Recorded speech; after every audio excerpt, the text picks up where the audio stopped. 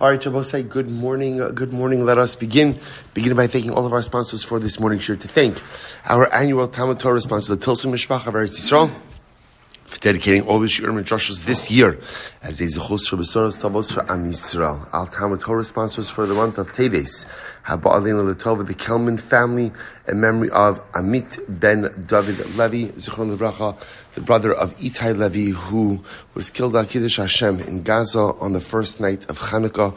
We hope that in the merit of our TALMUD TORAH, his precious neshama will have an aliyah, and the family a neshama. Our week of learning sponsors, Levin, in the merit and memory of Avital Kallah bas Toba Batia, Paul and Kathy Pollack, in memory of Paul's aunt Esther bas Zechariah, and our Yomi sponsors for today, Bennett Goldberg, in relation of the yard site of his father Leonard, Avrahom Leib ben Asher Pinchas, whose yard site is 21 years ago today, exactly same date on the Hebrew calendar and same date on the English calendar. Incredible. And our Yomi sponsors for today, Dovid and Roberta Schwartz, in memory of Dovid's father, Efraim Shimon ben Avraham. And David wrote a beautiful message. Dad, may your memory be for a blessing, and you and the neshama have an aliyah. We hope that in the merit of our TALMUD TORAH, all of the neshamas will have an aliyah. The families in neshama, all those who need a refuah, should have one together with Kol Chole Yisrael. Kadosh Baruch Hu should Hashem bring our hostages home b'shalom and b'karov, and may our holy soldiers be successful b'chol ma'aseh yadehem. So with that, let us begin today's daf. And of course, it's important for us also. I realize I neglected to say anything yesterday about the terror attack in New Orleans. And, sometimes as Jews, we're so overwhelmed by what's happening with us. But it is so important to remember that we are citizens of this great nation, of this great country, that affords us and gives us so much. And that when we see our fellow Americans suffer and our fellow Americans lose their lives in senseless acts of terrorism and random violence, so we hope that HaKadosh Baruch Hu will provide an aliyah for those neshamas, giving out refuah to all of those who were injured in this attack, and give our law enforcement officials the opportunity to sat the Shmai, the Chachma, the Bin, and the Das, to be able to root out evil wherever it may be. Well, so with that, let us begin. So today's daf is Yud Zayin. We have a lot to do today, Baruch Hashem. So we are picking up on Tes Zayin on base 16b, 2 lines up from before it gets wide. So the Gemara says, "Ve'in osin Sanhedros." So remember again, we don't make smaller local Sanhedrins or small Sanhedrins of 23 without the permission or without the involvement of the larger Sanhedrin. So Moshe, where do you know this from? Moshe Rabbeinu set up lower court systems, and as we've established over and over, we have this motif. Moshe Rabbeinu himself had the status of a Sanhedrin. That was his status. So you see that the larger Sanhedrin set up the smaller courts. Tanrabanan. First white line. How do you know that you set up judges? This is interesting now that we're talking about this. How do you know that you set up judges in general? Talmud Lomar, Shoftim Titain. How do you know that you don't just set up judges, but you also set up enforcement officials? Talmud Lomar, Shotrim Titain, Shoftim Chol Shevet V'Shevet Minayin. How do you know that you set up judicial systems or judges, courts, for every shevet? Talmud Lomar, Shoftim Lishvatecha. Shotrim L'Chol Shevet V'Shevet. How do you know that you set up enforcement officials for every tribe? Talmud Lomar, Shotrim L'Shvatecha. Shoftim L'Chol Ir V'Minayin. How do you know that you set up judges for every city? Talmud Lomar, Shoftim L'Sha'arecha. Set up judges in your gates. Gates means in your cities. Shotrim L'Chol Ir V'Minayin. How do you know that you set up Shotrim, enforcers, for every city? Talmud Lomar, Shotrim L'Sha'arecha. Rabbi Yehuda says, Echa Mamuna Al Kulon. Rabbi Yehuda says, but even though you set up these lower court systems, there has to be one court that is in charge of all of the lower courts. So again, remember, that's going to be our Sanhedrin in Yerushalayim that is in charge of all of the lower courts. Where do you know? So Shenemar Titein L'cha. Rabbi Shmuel says, L'shvatecha v'shaftu mitzvah b'shevet ladun eshiftar. Rabbi Shmuel says, each tribe has an obligation to judge its own tribe. So what I see is interesting that Rabbi Shmuel is adding in over here that in the previous model you had local batei din, local courts, and those were responsible for judging the cities. Rabbi Shmuel says every shevet has an obligation to set up a tribal court as well. Okay. Remember again, you also can't go ahead. Remember, Ir Nidachos, you saw referenced in yesterday's daf, is a city that worshipped idolatry. So the Mishnah said the Mishnah said that you cannot go ahead and set up a Eri Nidachas except with a basin of 71. So you need a Sanhedrin Agadol as well. So the Gemara says, where do you know this? Am Rabbi Yosef, Am Rabbi Yoshia, Damar Kra, Votzeisa Esa Isha Hu Osa Isha Hi, As Ishvi Isha Atamotzi L'Sharecha, V'Atamotzi Kala Er Kulu L'Sharecha. You see from here, only individuals can be judged by local courts, but ultimately, again, a city, if you're going to condemn a city like Eri Nidachas, has to be judged by a larger court, i.e. Sanhedrin. Ein osin Eri Nidachas b'safar. Now, the Mishnah also said that you can't go ahead and make an Eri Nidachas on a border.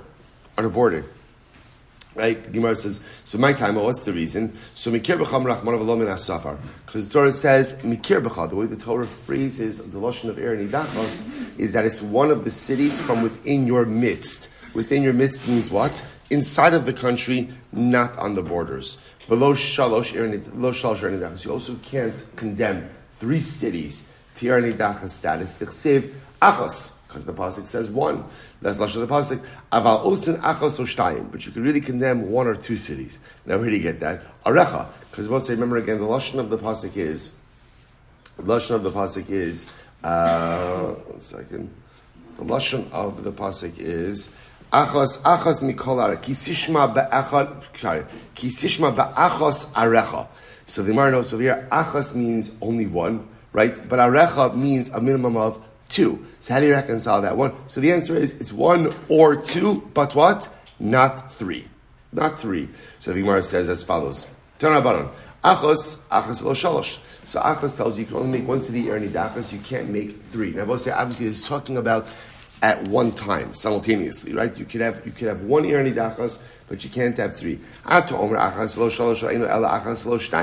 Maybe you can't even have 2. Kishu omer arecha harishtayim omer. But arecha is plural, your cities, which means you can have up to 2 Eri Nidachas. Hama'ani mekayim achas v'lo shalosh.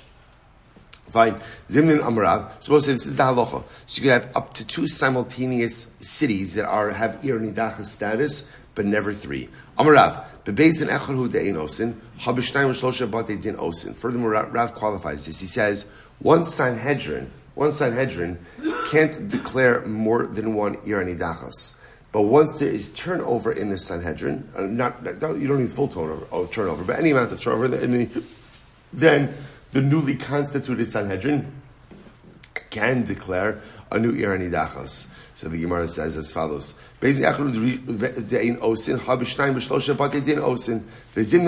Rav sometimes said, Another times Rav said, even if the basin has turnover, you still can't declare more than one or up to 2 Eri Nidachas. So what's my time, Rav? What's Rav's logic? Mishum karcha. So we'll say Rav's logic is like this. Karcha literally means like a bald spot. What it means is you can't declare more than 1 or up to 2 Eri Nidachas, because what it does is it creates, so to speak, like a bald spot within Klal Yisrael. It goes in and creates an emptiness within the land. That's only true, by the way, if the Eri Nidachas are consecrated in one area. But remember again, the only time that more than 1 Eri Nidachas creates a bald spot, so to speak, for the land is when it's concentrated. But if it's not concentrated, but it's dispersed, then it's going to be fine. So Rabbi Yochanan says, Ein osim mishum karcha. So Rabbi Yochanan says, once again, you can't create more than 1 Eri Nidachas. So I'll say this is like a geographic issue, because what you don't want large swaths of Eretz Yisrael to be desolate. Tanya Kavah say, Tanya Kavah Rabbi Yochanan, Ein osin shalosh ayaros menudachos be'Eretz Yisrael.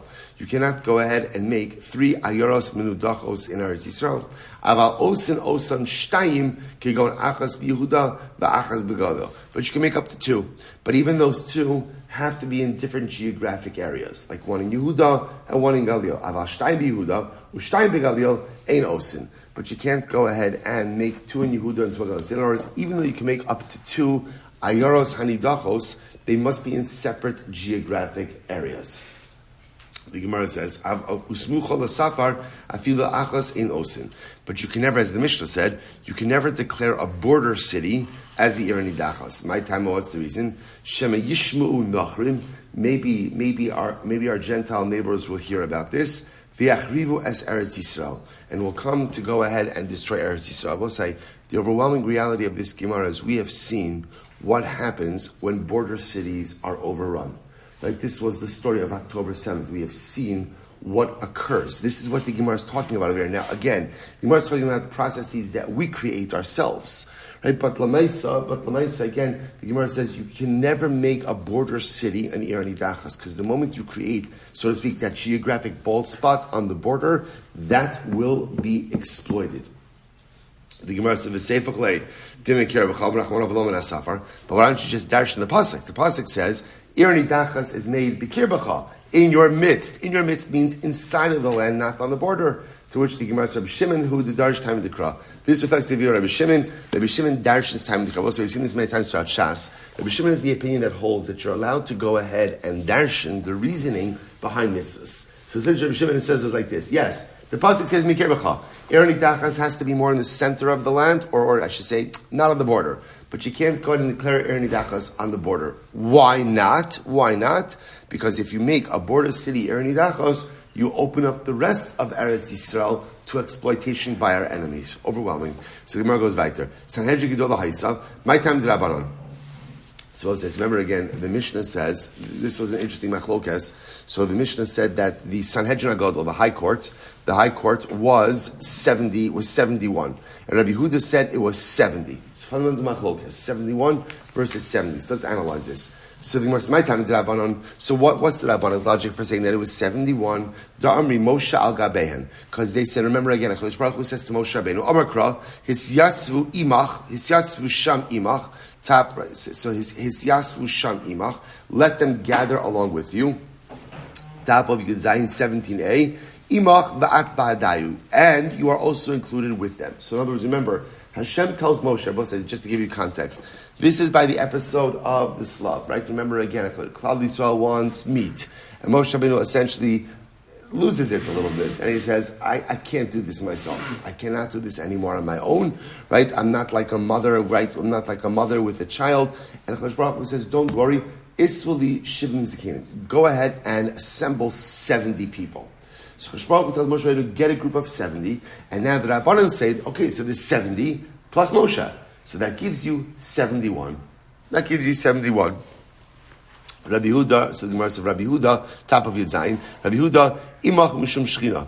No, so Rabbi Huda says imach ultimately again refers, look at Rashi, imach yamdu michutz la'ohel, v'lo yavel ohel mishum shchina. Lashon acher, so both says Rabbi Huda says no. Imach means they're going to stand with you outside of the Mishkan. But in other words, but Moshe Rabbeinu is not included in the tally. So the Rabbanan understand imach to mean Moshe, you're with the tally. So there's 70 plus Moshe. Imach is, according to Rabbi Yehuda, is more a statement of where they should meet you. Tell them to meet you, they should stand with you outside of the Mishkan. Incredible. Rabbanan, Amakra, V'nasu Itra, B'masa'am. So Itra v'at ba'adayu. So the Rabbanan will say, the pasuk says, V'nasu Itra, Masa'am, they will carry along with you the burden of the people. Itra, meaning with you, v'at ba'adayu, and you're included as part of the group, i.e. 71. Rabbi Yehuda, Itcha b'dom lecha. Rabbi Yehuda says Itcha means Moshe Rabbeinu. When we find these 70 men, they should be people who resemble you. Resemble you. Rashi says miyuchasin, people who have good yichus, good genealogy, or menukim mimum, and are free from blemish. We'll talk about that more in just a little bit. Rabbanan mevehakil alecha v'nasu itcha nafka. The Rabbanan learned that out from the pasuk of they will ease the burden from you and they will carry the load with you. V'yalfa Sanhedrin Gidol. Sanhedrin Ketana. We can learn that halachos of the Sanhedrin Agadol from the Sanhedrin. Incredible. So we'll say, remember again, so now we'll say that's our machlokes. Rabbanon 71, Sanhedrin Agadol, Rabbi Yehuda 70, we know we passed like the Rabbanon, the Sanhedrin Agadol was 71. Okay, so now the Gemara is going to pick up a little bit on that story where Moshe Rabbeinu gathered together 70 elders. He gathered them 70 elders, and what happened? Pasuk says, a spirit of prophecy rested upon them. But then the pasuk says something amazing. There were two people left in the camp. Two people left in the camp who were prophesying. They were named Eldad Umeidad. And they continued prophesying even after everyone else stopped prophesying. Yesh Omrim, Bekalfi Nishtairu, both is incredible. So some say what it means is they were left over in the lotteries. Now what does this mean? This is a fantastic Gemara. Shemala Kadosh Baruch Hu Moshe, Isvali Shivimish, Mizikne Yisrael. Kadosh Baruch Hu tells Moshe Rabbeinu, gather for me 70 men. Moshe Rabbeinu was vested with the responsibility of gathering together 70 leaders. So listen to this. Amar Moshe, Ketzad Asa, how should I do this? Evar Shisha Mikol Shevet V'Shevet. If I gather 6 men from every tribe, then what does that give me? Nimtzu Shtay Miserim. That's going to end up giving me, remember again, it's going to give me 72. So he didn't give me 72. So, right? 12 tribes. So remember here, so what am I supposed to do? So if I get 72, that's 2 people extra. Ever chamisha mikol shevet, nimsu asar esrim. If I go ahead and I assemble 5 men from every tribe, so ultimately that's going to give me 60. I'm 10 short. Ever shisha mishevet zeh v'chamisha mishevet zeh. So then what's going to be? So maybe from some tribes I should get 5 people. From tribes I should get 6 people. Then what's going to happen? Harini maktel kina ben hashvatim. Then what's that's going to create animosity from between the tribes. So what did they do? Ma'asa, this is incredible. Ma'asa, bir shisha. So let's say Moshe Rabbeinu chose 6 men from every tribe. So there was a pool of 72 people. Vehevi shivim ushnayim piskin. Right, and what happens? He took 70 lots. He took 72 lots. On 70 of them, al shivim kasav zakin. On 70 of them, he wrote zakin, elder, which means you're chosen to be part of this Sanhedrin. V'shnaim hiniach chalak. 2 of them, he left blank. Balalan ben Asa b'kalfi, so he mixed them all up, put them in a hat. Amar lahem, or in a box. Amar lahem, bo, right, in a streimel. Right, he said, Amar lahem, bo v'natlu pischechem. So both says incredible. So he says to them, okay, everyone come and draw a lot. The both said is incredible. Kol mishallah biyad zakin. Amar kvar kitchecha shamayim. So if whoever drew a lot that said zakin, so Moshe Rabbeinu said shkoyach. HaKadosh Baruch Hu has chosen you. Hashem has chosen you. But say, watch this. Misha'al biyad chalak. Whoever drew a blank piece of paper. Amar hamakom lo chavetz b'cha. God doesn't want you. Ani ma'aselach. What do you want from me? They will say it's a very. It's an interesting lashon. Right? In other words, he could have just said, thanks for coming, whatever, here's a sefer, a complimentary sefer for the event, I don't know, what's the pshat? So I said there's a tremendous musar haskell in this. Moshe Rabbeinu was saying, all of us are put into this world to perform a mission. And sometimes what you want to do is not what HaKadosh Baruch Hu wants you to do. And this isn't, Ramchal, we've mentioned it so many times, Ramchal says in his introduction that a person has to ask himself a question. Ma chovaso ba'olamo. What is my job in this world? Not what do I want to do with my life. What is my job? What is my avoda? And very often in life, what you want to do is not what HaKadosh Baruch Hu needs you to do. And the entire avoda in life is bending your knee before HaKadosh Baruch Hu and accepting the mission that the Rebbe Shalom has for you, even if it's not the mission that you want for yourself. So Moshe Rabbeinu says to the guys who drew the blank piece of paper, Chevra, shkoyach, HaKadosh Baruch Hu doesn't want you for this. Now again, parentheses is, he needs you for something else. He needs you for something else. Say sometimes in life we become so frustrated by the things we want to do and they don't materialize. You feel like failures. But the truth is, sometimes it is because I'm failing and I'm not trying hard enough to accomplish the things I want to accomplish. But sometimes what failure in a particular area really means is Hashem is telling me, I don't need you here, I need you here. And the ability to internalize that lesson, the rejection hurts a little bit. But what Moshe Rabbeinu was saying is, it's not a strong statement, it's just, Hamakom lo chavetz b'cha. Hashem doesn't want you here. Hashem doesn't want you here. Why? Because He desperately needs you. God doesn't need anything. He desperately wants you somewhere else. So find the koach to pivot. Find the koach to go in a different direction, and find the koach to really find your direction. I will say this is why in Yiddishkeit in general, one of the most beautiful things about Yiddishkeit is not everybody is the same.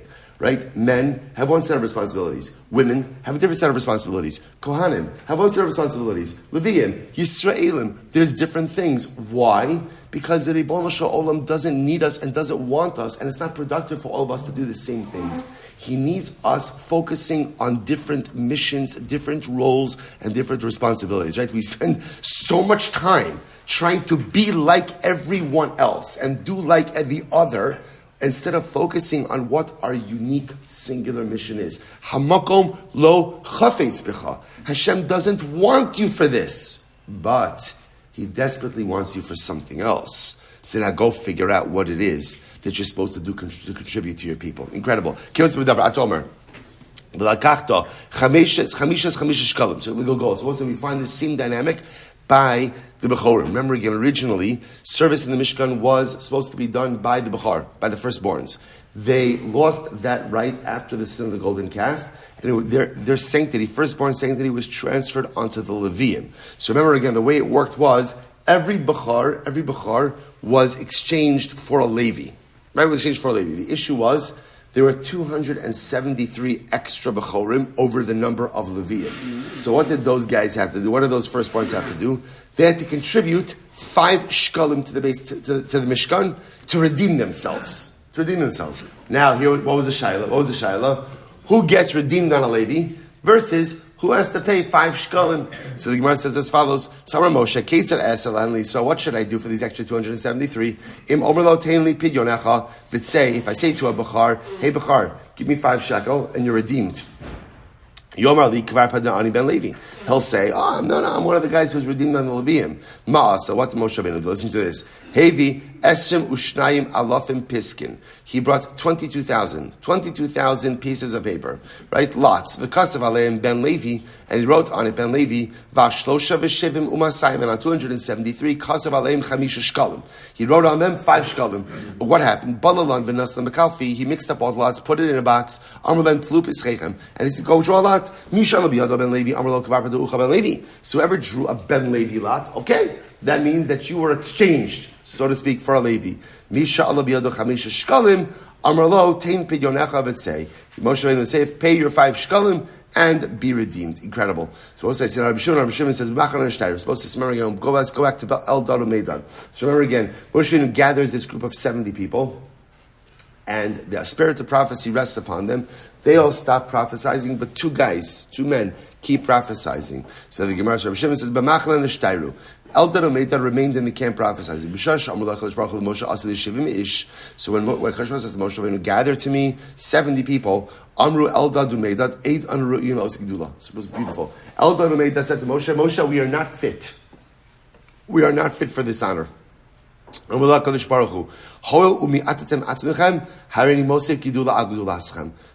says, because you diminished yourself, therefore, again, I will make you even greater. In other words, we've seen this so many times throughout Chazal. Bless you. The prerequisite to personalistic holiness is humility. The more you think you deserve honor, the more elusive it is going to be.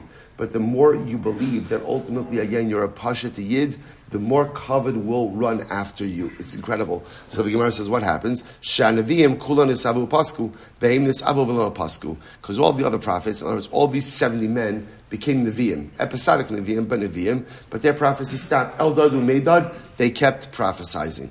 Uma nevuah nisavu. So we'll say, what was their nevuah? What was this nevuah of? Because remember again, we'll say, so the Torah doesn't record what their nevuah was. So what was their prophecy? So listen to this, we'll say, Amru, Moshe Meis, Yoshua Machnis, Es Yisrael La'aretz. What was their prophecy? Their prophecy was, Moshe is going to die, and Yoshua is going to be the one who leads the people into Eretz Yisrael. Now again, remember, this was before the sin of the Meraglim. So this was their prophecy. Moshe is going to die, and Yoshua is going to lead us into Eretz Yisrael. Incredible. Abachan our Mishra Belazar al Iske Slav Hemisnavim Ali Slav. They prophesied about the Slav. The Slav, remember again, was the quail. This was the meat that HaKadosh Baruch Hu gave Klal Yisrael in the desert. So they prophesied that there was going to be this deluge of Slav. Rav Nachman says al Iske Gog uMagog Hemisnavim. No, they prophesied about the war of Gog uMagog. The war of Gog uMagog is the ultimate war of good versus evil that is a precursor to the Messianic era. Shene'emar, Ka'amar Hashem Elokim, Ha'atu asher dibarti b'yamim kadmonim, biyad avdi nevi Yisrael neviim, be'amahem shnayim lahavi oscha aleihem, al tikri shanim ela shnayim. Who are the 2 prophets who prophesied about Gog and Magog? Ve'ezu hein shnayim neviim shnestalu parak echad nevuah achos. Who are the 2 prophets who prophesied at the same time about the same thing? Havi Omer, Eldad Umeidad. Amar Kol Nevim Kulan Nisav Upasku Vehinis Avu V'lo Pasku. So all the other members of their prophetic cohort, all those 70 men prophesied and then stopped prophesying.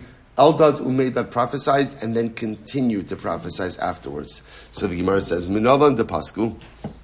How do you know that all the other prophets prophesied and stopped? Maybe the pasuk says because they prophesied.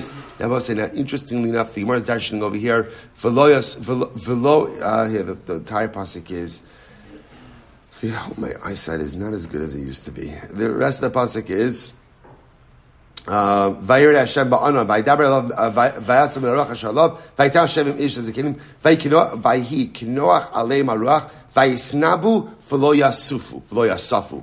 So if that means that we're translating it as they prophesied and they did not continue. So the Gemara says, but that's not what it means. Elahacha, the Gemara says, Elahacha ksiv, vayisnavu hasam ksiv, misnavim va'adayim. Sorry, I skipped though. Elameata kol godo v'lo yasaf. Yet the pasuk says, a great call, which is a reference to Kosh Baruch Hu, V'lo Yasaf. Now, V'lo Yasaf means it didn't cease. So you see that. So you see from here that V'lo Yasufu doesn't mean didn't continue, but rather could also mean didn't cease. Hachanami D'lo Osif, D'lo Osifu. So where's Ella D'lo Pasuk? D'lo Pasuk. Rather, what it must mean is that Elder Omeidar prophesied and they did not stop prophesying. Ella Hacha Ksiv. Vayisnabu hasam ksiv misnavim adayim misnavim v'holchim. Okay, so Bishlam Lamand Amar Moshe Meis Hanu Dichsiv Adoni Moshe Klayim. So remember again. Now what's the rest of the story? So again, just the timeline. Moshe Rabbeinu says he can't do it alone. Kosh Baruch Hu says no problem. Gathers 70 men. Now we just saw the process through which he gathered the 70 men before the lots. So now what happens? The spirit of prophecy rests upon the 70 men. Spirit of prophecy departs from 68 of them. 2 of them, Eldad Umeidad, continue prophesying. What was their prophecy? So first opinion, their prophecy was Moshe is going to die, Yoshua is going to lead the people into Eretz Yisrael. So if you go with that approach, remember again, then that makes sense. So we'll say, so remember again, afterwards, after Eldad Umeidad continue prophesying, Yoshua approaches Moshe. And Yoshua says to Moshe, Moshe, make them stop. Make them stop. So if you understand that they were prophesying, saying Moshe is going to die, Yoshua is going to lead, it makes sense why Yoshua was very distressed about this and tells Moshe, make them stop. Elamanda Amar, Hanach Tarti, my Adoni Moshe Kalaim. But according ultimately again to the other 2 interpretations, that either they're prophesying about the Slav or about the war of Gog and Magog. Why is Yoshua all distressed? Right? In other words, why does Yoshua have to tell them to go ahead? Why does Yoshua have to tell Moshe to tell them to stop? First white line, because Yoshua felt it was inappropriate for other people to prophesy in the presence of Moshe Rabbeinu. Right? In the presence of Moshe Rabbeinu, there's one Navi. This is one Navi. For other people to prophesy in his presence, it's almost like a lack of covet for the Rebbe. So when it's a Bishlam, first white line, Bishlam Lamandar Hanach Tartian Dichsev Mitain, Elandar Moshe Meis, Menach Hava Naichile, Mi Lo Saimua. So the Gemara says, so according to the opinion, that's so now Moshe in response to Yoshua, what do you want? If Kosh Baruch Hu wants to make the whole nation Nevi'im, let him make a whole nation Nevi'im. See if you go with the idea that they're prophesying about Slav or Gog Magog, so it makes sense that almost like Moshe Rabbeinu was saying, like Shkoyach, let them all be Nevi'im. But if you say that they were prophesying that Moshe is going to die, Yoshua is going to go ahead and lead them in, so why would Moshe have like this kiviyachal, like this jovial type of response? Lo Saimua Kamei. Ultimately, again, it could very well be that Moshe didn't hear what they were prophesying about. So because he didn't hear what they were prophesying about, he didn't really feel the same way about it as Yoshua did. So my Kalaim, so Yoshua tells Moshe, make them stop. Now we'll say, how exactly do you make someone stop prophesying? How does that work? So Amalei, Yoshua says to Moshe, Hatel alein sarchet tzibur. So give them communal responsibilities, ve'in kalin me'elehen, and that'll shut down the prophecy. But as we'll say, so we've seen this motif many times before, that a person in a leadership position in Klal Yisrael, one of the sacrifices that comes with leadership is the ability to cultivate and work on one's own ruchnius. One has to be willing to sacrifice for the klal. One has to be able to sacrifice their own ruchnius or sometimes their own time for their own personal development in order to go ahead and build up the klal. So Nevuah is beautiful, but Nevuah requires a very heightened spiritual state. So Yoshua says to Moshe, give them communal responsibilities. And once they have communal responsibilities, again, that is going to occupy all of their bandwidth, and you will see they will have very little time for their own personal spiritual development, which will then, by definition, take away their ability for Nevuah, which I will say, by the way, shows you the profundity in the Moshe Rabbeinu personality.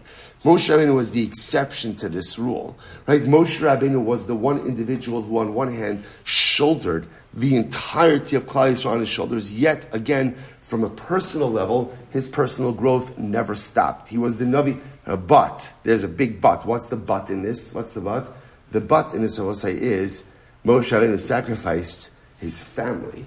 Right? So it's true, he was saddled with responsibility for the klal, yet again was the father of all prophets, but also didn't have a marriage, and also didn't raise his children, and also lived apart from his family. So essentially, I'll say what it comes down to. One of the, when we're young, we think we could have it all. Someone once said to me, the golden life, people like to say, to have your cake and eat it too. Someone once said to me, no, the golden life is to have your cake, right, eat it, and then still have some more for later, right? And I said, wow, that sounds incredible, but first of all, it sounds a little chazerish in general, right? But in general, but that, you can't. You can't have everything in life. It doesn't work that way. Something has to give. That's the way it works. So we'll say, so what the Gemara is saying is like this. In general, if you're going to take on responsibility for the klal, if you're going to take responsibility for the klal, or whatever segment of the klal, understand that comes at a personal cost. And the personal cost often is the time that one is putting into others comes from time that you could be putting into yourself. And if you're not going to do that, and you're just going to be totally focused on the growth of klal, growth in yourself, it might come at the expense of your family. But something's got to give. You can't be the one who holds up others, holds up yourself, and holds up your family. You can't do all of those things in an excellent fashion. Something is going to give. And so a person has to be premeditated in what is going to give, what is going to be sacrificed in that calculation. Incredible. All right, well, says, go weiter.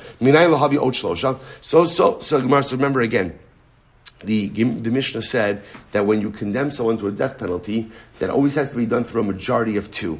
So Gemara says the math doesn't work. I'll tell you why. Sof l'ra'a al pi shnayim lo mishkachas. Why? So let's just remember again. Now all you need for capital cases is a basin of 23. Right? You don't need 71. So the Gemara says, but you're not really. You can easily see where you're not going to have a majority of two. Why? Listen to this. Sof lo mishkachas. I achad asar mezakin ushnayim achad mechayvin. So I'll say if at the end of the day you have 11 say that he's innocent, and 12 say that he's guilty, akati chatu, so you only have a majority of one.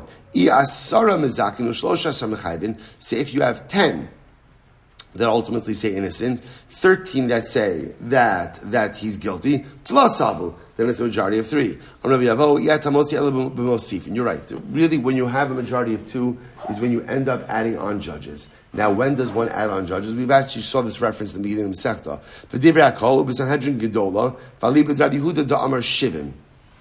So we'll say, well, when that happened? That would happen ultimately again, Mosifin.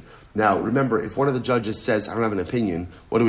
We take him off, and we add on 2 in his stead. So according to Rabbi Yehuda, holds it as Sanhedrin is 70. If you have one who says, I don't know, and you add on 2, you can have a majority of 2.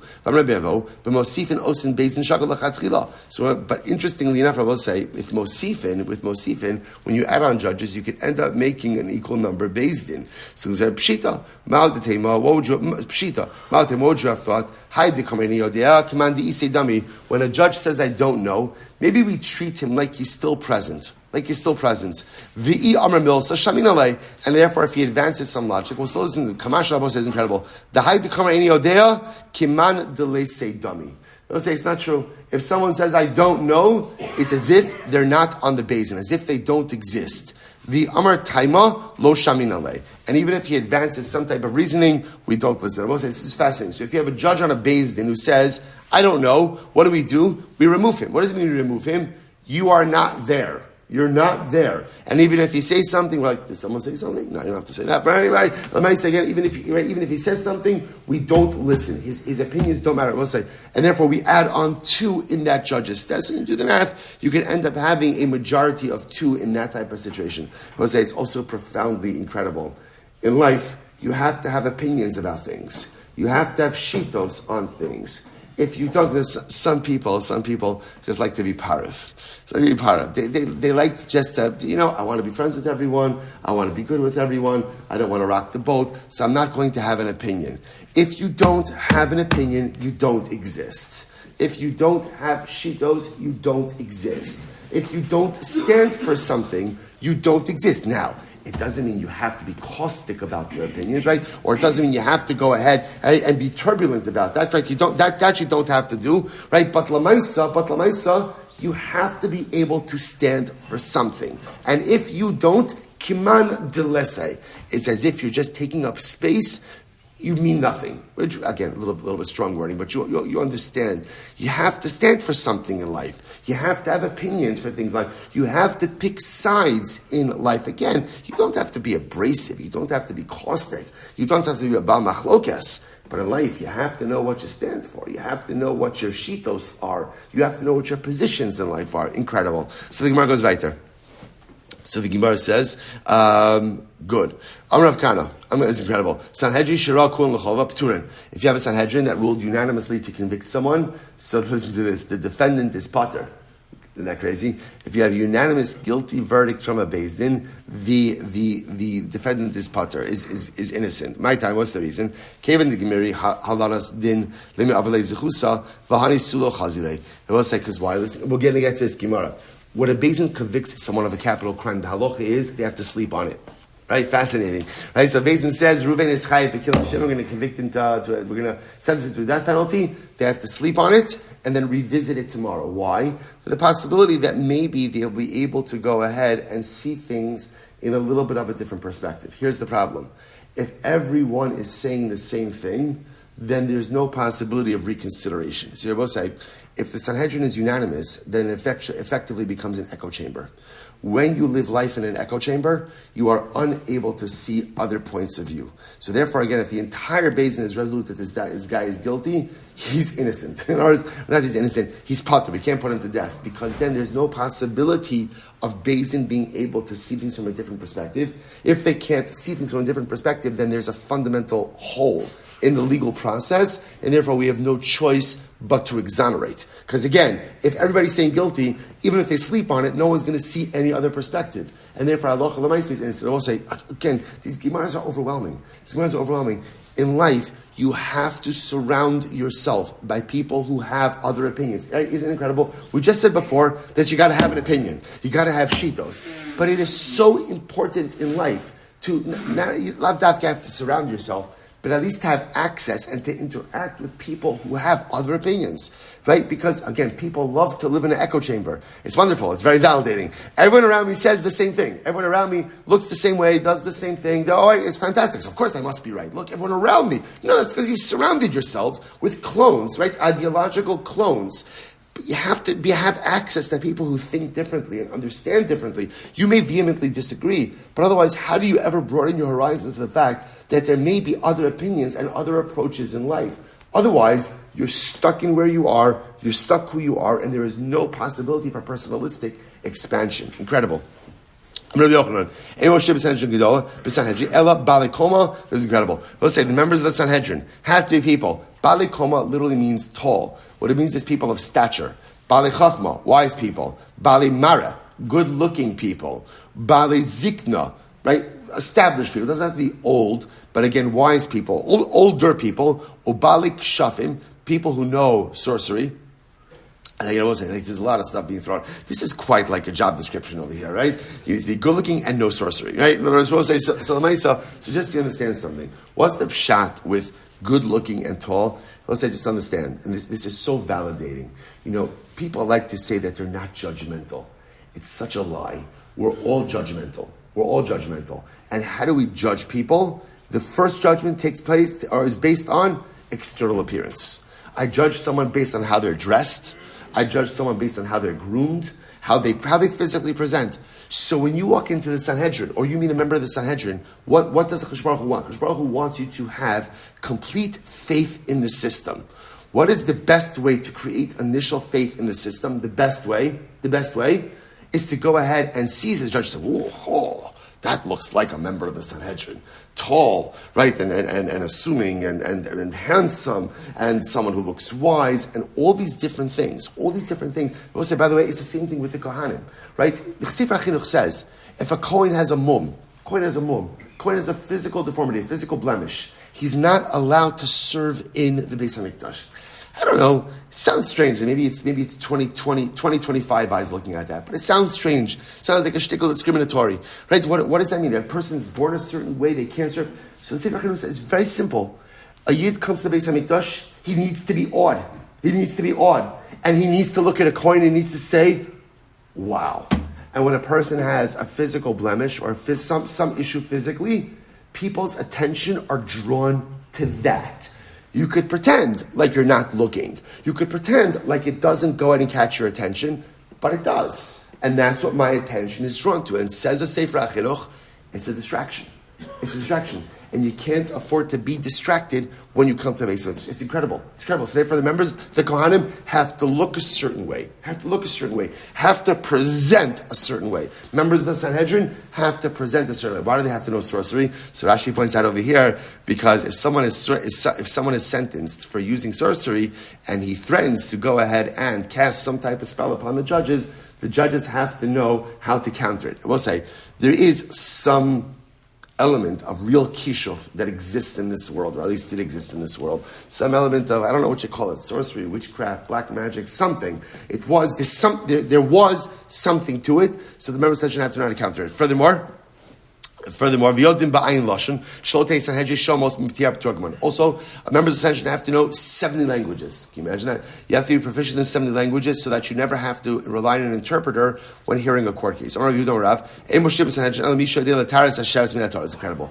Members of the Sanhedrin have to be so smart that they know how to make a sheretz tahar midaraisa. Now let's say, a sheretz, a creepy crawly thing, is tameh.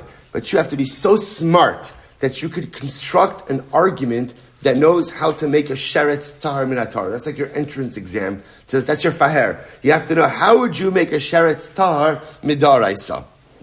Amarav, ani adam v'tarena. I can do that. I can make a sheretz tahar on days. Man nakash, on days, we'll say 70b. Oh, man nakash, tahar. So a snake, which on one hand causes a proliferation of tumah. Why? Because a snake kills stuff. Right? A snake kills stuff. And yet, a snake itself is tar. A snake is not considered to be one of the shratzim. Fascinating, right? So something that causes so much tumah, yet itself is tar. Sheretz, shenu memisumar betumah, inodin shehe tar. So sheretz, which again, the shratzim generally don't kill stuff. So they don't kill anything. So certainly there should be tar. So that's the kabachomer to make a sheretz tar min haTorah. For though Gemara says it's not a good raya. Why not? Midi to have akotz ba'alma. Because also you could say like a snake is like a thorn. Just like a thorn could kill a lot of things, but itself is not tar. Tar is not tameh. So a snake ultimately again is like a sheretz. A snake is like a thorn. So it's not a good raya. Okay, point over here is Rabosai. We've just seen all the qualifications to be a member of the Sanhedrin, and it's almost like after you possess all of those qualifications, you have to have such, almost like so much like sharp mental acumen that you have to be able to show how a sheretz, which is explicitly tamei in the Torah, should actually be tahar midaraisa. Fascinating. So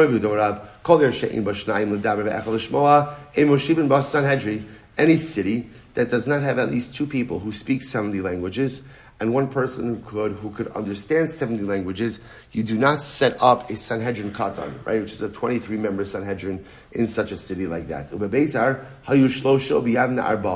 is incredible. In Beitar, there were three people who were able to speak 70 languages. And I just want to point out how incredible this is, right? That this is in Yonah Diyoma. This is Yosef, right? This is Yosef, right? Yosef, when he rose to prominence, ultimately, again, Rashi brings down in last week's parasha, the Malach Gavriel taught him 70 languages. And in fact, the one thing that Yosef had over Paro was that Paro did not speak Lashon HaKodesh, and Yosef did. This was the one thing that Yosef had over him. Shivim Lashon. So ultimately, again, the Gemara says as follows. In Beitar, they had 3 people who spoke 70 languages. Ubi Yavna Arba. And in Yavna, they had 4 people. Rabbi Eliezer, Rabbi Yoshua, Rabbi Akiva. Rabbi Shimon Atimni, Dan Lifnei and Bekarka. So let's say, so listen to this. So who were the 4 people? Rabbi Eliezer, Rabbi Yoshua, and Rabbi Akiva. And then there was a 4th. The 4th was Shimon Atimni. Now if you notice again, he's not referred to as Rebbe. Why? Because he wasn't the greatest scholar. He was one of the Talmidim. Now that's what it means when it says Dan Lifnei and Bekarka, means he sat on the floor during Shir. Now let's say, now remember again, that's not because he was punished, right? He sat on the floor. Why? Because that's where the Talmidim sat, right? The Rebbe would sit on a chair, right? And the Talmidim would sit on the floor. So just pointing out over here, these 4 people who knew 70 languages, one of them was a Talmud. One of them was a Talmud, Shimon HaTimni. Okay? The Gemara is a Meisvei, the Gemara is a Kasha, Shlishis Chachma, Revius, Ein L'mal Himenu. If you have a Beis Din, where 3 of them speak 70 languages, that is a wise Beis Din. But 4 who speak 70 languages, Ein L'mal Himenu. There's no one greater than this Beis Din. So we'll say, so from here you see that ultimately, again, it's 3 and 4. So look at Asher just a moment. Shlishis Chachma, Sanhedrin Sheish Ba Shlosha Medarim Meshivim Lashon Chachmai Ukshera Alma Shlosha B'Yin L'Daber. So you see from here that you need 3 people who are proficient ultimately again in 70 languages, not 2. I remember again, beforehand Rav said, Rabbi said to Rav that you need 2. Here we're saying you need 3. So what's going on? Hudamar Kiyai Tana. Here's the following Tana. The Sanya, Shnia Chachma, Shlishis Ein L'mal Himenu. So ultimately, I guess, here's like the following Tana that says, Shnia Chachma, if you have 2 people on the Sanhedrin, or in the city, who go ahead and speak 70 languages, that is a wise Beis Din. Shlishis, if you have 3, it's like the greatest Beis Din in the land. Okay, so I'll say, so now, interestingly enough, the Gemara is going to go ahead, and it's actually fascinating. The Gemara is going to go through certain phrases that are commonly used in the Gemara, and now tell us which people those phrases refer to. Fascinating.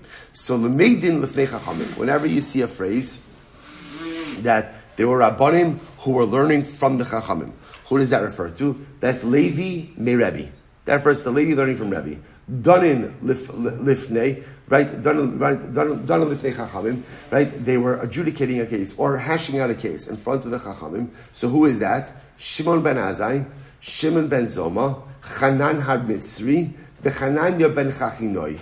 Okay? Rav Nachem bar Yitzchak, that refers to those Rabbanim. Rav Nachem bar Yitzchak Masni, Chamisha, Shimon, B'Shimon. So we'll say it's the 3 Shimons that we just mentioned before. Shimon ben Azai, Shimon ben Zoma, and Rabbi Shimon, and Chanan the Chananya. Okay? Rabbi Hossein Shem Bavel, whenever the Gemara makes reference to the rabbis in Bavel, who is that? Rav Shmuel. Rabbi Hossein Shem Eretz Yisrael, who is that? Rabbi Abba. It's interesting enough. Rabbi Hossein in Eretz Yisrael just refers to Rabbi Abba. Dayone Gola, when it talks about the judges of the diaspora, who's that? Karna. Dayone Eretz Yisrael, who's that? Rabbi Ami, Rabbi Asi. The judges of Popadisa. Rav Papa Bar Shmuel. Dayan de Narda, the judges of Narda, Rav Ada Bar Minyumi, Sabi de Surah, the elders of Surah, Rav Huna Rav Chista, Sabi de Pumpadisa, Rav Yehuda Ravina, Charfi de Pumpadisa, so the sharp ones of Pumpadisa, Bavel, Aifa va'avimi b'nei Rachba. This refers to Aifa and Avimi, the sons of Rachba. Amoroi de Pumpadisa, who are the Amorim. So we'll say again, this is incredible. So whenever you see these phrases in the Gemara, you now know who these phrases refer to. Amoroi de Pumpadisa, Rabba v'Rav Yosef. Amoroi de Narda, Rabbi Chama. Nar Beloi Masnu. When it says Nar Beloi, right? The Nar Beloi taught who's that? Rami bar Rebbe. Amri. Whenever Amri Beirav. When it says they said, right? They said from the house of Rav. Who is that? Ravuna. V'amar Ravuna, v'ha'amar Ravuna, Amri Beirav. But we'll say, here's the problem. We just said before that Amri Beirav, whenever you see that phrase, it says from the house of Rav, there first Ravuna. What's the problem? We'll say, sometimes the Gemara says, v'ha'amar Ravuna, v'ha'amar Ravuna, Amri Beirav. But yet Ravuna is quoted as quoting Beirav. So if Ravuna is quoting Beirav, then what? Then Ravuna can't be Beirav. Ella Rav Hamnuna. Okay? Rava, whenever you see the phrase, they said in the West, they said in Eretz Yisrael, Rabbi Yirmiyah. Their first Rabbi Yirmiyah, Shalchu mitam, they sent from there. Who does that refer to? Rabbi Yossi Bar Chanina. Fine. Machku alei b'ma'arava. When it says they laughed about this, or they laughed about him in Eretz Yisrael, that's Rabbi Lazar. V'ashalchu mitam l'divrei Rabbi Yossi Bar Chanina. But they sent from there, right? They sent from there l'divrei Rabbi Yossi Bar Chanina. Ela epoch. Rather switch it around. Shalchu mitam Rabbi Lazar machku alei b'ma'arava. Rather change it around to say they sent from there. Rabbi Lazar, right? They sent from there. Rabbi Lazar, they laughed about it in Eretz Yisrael. And who was that? Rabbi Yosef Chanina. Okay, incredible. We'll say. So now, tremendous Gemara. Now, when looking at all of these phrases as they appear in Shas, one is able to see literally who they refer to. Beautiful. The Kami Be'ir V'Hei Ru'il Sanhedrin. So we'll say. So remember again. So remember Halacha L'Maisa. How many people do you need in a city in order to establish a Sanhedrin? So this is a machlokes once again in our Mishnah, right? How many people do you need in a city to establish a local Sanhedrin? So the Gemara said as follows. Where was this? I'm sorry. Right. This was the Kami Evitei Ru'il Sanhedrin, Mea Ve'estrim. So the Tanakama said 120. You need 120 residents in a city in order to establish the Sanhedrin. I mean, Nehemiah says, Masayim Ushloshim. You need 230. So the Gemara says, okay, let's analyze this a little bit. So the Gemara says, the Kami Yubir, Mea Ve'estrim. Maya Benataya, where do you get 120 from? Where does that come from? So listen to this. So we'll say Esrim v'shalosh kineged sanhedrin kitana. So we'll say. So now remember again. This is talking about over here. This is talking about the residents of the city, right? How many people do you need in a particular city in order to warrant the establishment of a Sanhedrin Akatan, a 23-member Beis Din? So what we're going to see essentially is like this. So number one, so my Avital Kallah. So first of all, you need 23, right? So we start with 23 because you should have at least 23 residents corresponding to what? The 23 members of the Sanhedrin. Fine. The shalosh shuros shal esrem ushlosha. Now, interestingly enough, you need then also 3 rows of 23 students each. So we'll say, what does that refer to? That refers ultimately, if you take a look, if you look at Rashi, Shalosh Shuros, the Kaman Tanina Lehuba Achad Yaimanis, Shimhotzruchol Lismochol Lahosif Hadin Sumchaled. So we'll say, so interestingly enough, whenever a Sanhedrin operated, even a small Sanhedrin of 23, they always had 3 rows made up each of 23 students. Now, why is that? That's like the bullpen, right? So that's the reserves. Right? So in other words, it could very well be that for whatever the reason a judge is disqualified, you could have disqualifications all the time. A relative walks in. You need a pool of people who are proficient to be able to pull on. So pull from. So the Sanhedrin, therefore you have 23 corresponding to the Sanhedrin, then 3 rows of 23. 3 rows of 23. Harei Tish and Vitarti. That ultimately again gives you 92. Vasara batlanim shal beis hakneses. Now both saying, now who are the 10 batlanim of the shul? Now you're like, oh, I know who they are, right? They're doing the haftorah in the kitchen, right? No, so I say, so no. So the Lemaisa again, here, remember, Asara batlanim means something different.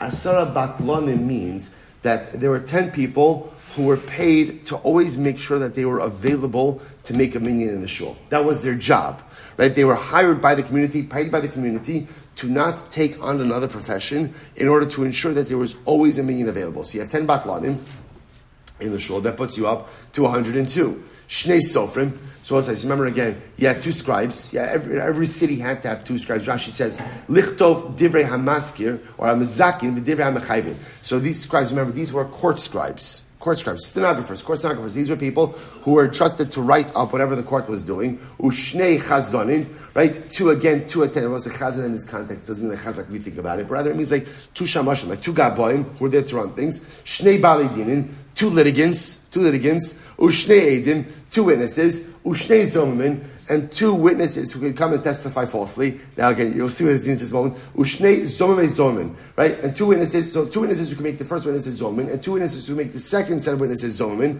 Harimer va'abesar. That gives you 114. I will say what this is saying is that in a general community, you have to have enough people, so to speak, to fill all of these roles. Vitanya, call ir she'in ba'asar dram halalu ein tamid chacham rashay lo dar b'socha. Furthermore, any city that doesn't have the following 10 things, a Talmud Chacham should not live there. And what are these things? Beis din makin va'onshin. You need a beis din. You need a beis din. A beis din that's capable of giving punishment. Kupa shel tzedakah. You need a tzedakah fund.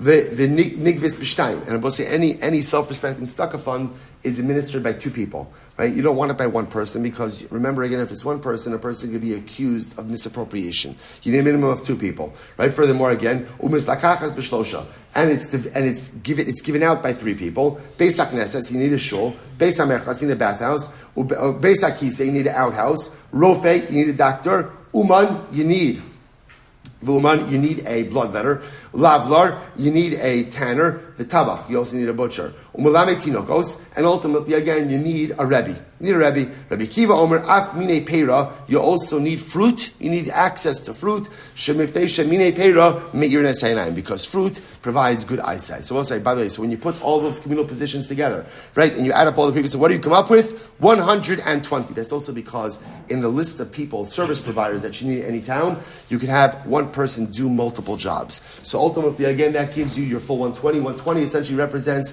the basic unit necessary in order to run a functional community. And therefore the Tanakhama says that's the minimum number of people you need in a town in order to have a Sanhedrin of Osai. Shkoyach. All right, great. All right, we didn't finish the parak, but I'll say a little piece of the parak tomorrow. I will say, but shkoyach, what a run, what a gemara. Incredible. What a way to close out the week. Good Erev Shabbos, everyone. Having a mantra. It's all these themes overlap. Oh, I know that, but the fact that it was like this morning. Yeah.